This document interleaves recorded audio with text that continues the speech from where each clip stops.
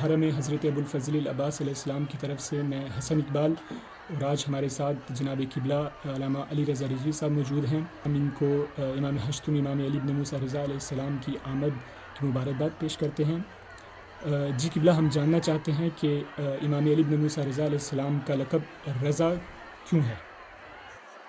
بسم اللہ الرحمن الرحیم. امام ہشتم علیہ السلام کا لقب رضا اس لیے ہے کہ دنیا میں کوئی بھی انسان جو آتا ہے ذی عقل ذی شعور، وہ اللہ کو راضی کرنے کی کوشش کرتا ہے کہ وہ رضی اللہ بن جائے.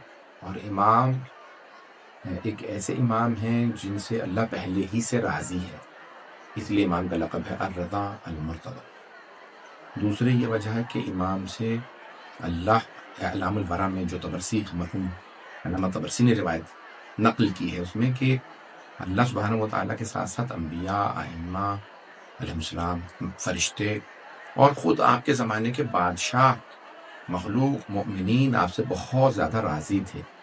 آپ کے اعمال، دعائیں ہر ایک کے حق میں قبول ہوتی تھی، ہر سوال کا جواب، جتنے مناظرے ہوئے آپ جیتے، کافر، مشرک، یہودی، عیسائی جو آپ سے مناظرہ کرتے تھے وہ بھی آپ کے علم سے ہر چیز سے راضی جاتے تھے، اس لیے آپ کا لقب رضا.